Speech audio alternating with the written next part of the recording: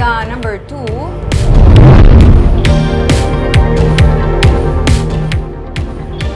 pila ka mga katapos ang Grupo Progreso ang mangin kabahin sangkapin 40,000 nga magatambong sa launching sa igatukod nga Asenso Party.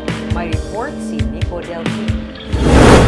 Hindi lang mga nagdalaog ng mga nagkandidato sa barangay elections ang imbitado sa pagtililipon nga pangunahan ni Mayor Albi Benitez sa Paglaom Sports Complex sa buwas sa hapon. Magatambong man ang pila sa mga lideres kag katapos ang Grupo Progreso nga magapakita sang suporta sa panawagan sang alkalde para sa isa ka unity party. Get together lang sa mga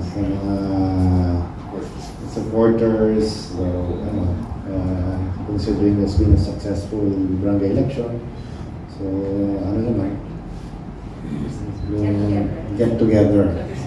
Suno kay abang lingkod Party List Representative Stephen Paduano, kabahin man sa magaupod sinatalana ang launching sang Asenso Movement o kun mangin party ang mga anay kasumpong sa politika nga city kag barangay officials nga nag-convert na para updan ang panawagan para sa pag-isa. Wala sa alliance between abang lingkod and Group of Progreso leaders.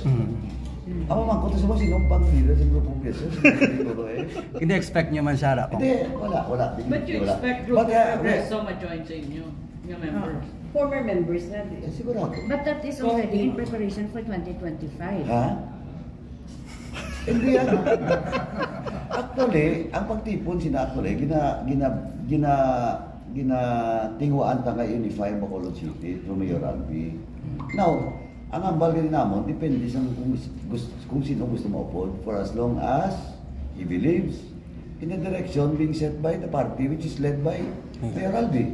Samtang ginpabutyag man ni Paduano nga sa tion nga matapos na iya termino bilang kongresista magapabilin man nga bukas siya sa tanan nga opsyon sa politika. Isa man siya sa mga nominado para magpapili vice-gobernador sang probinsya. Nico Delfin para sa DGCast Negros.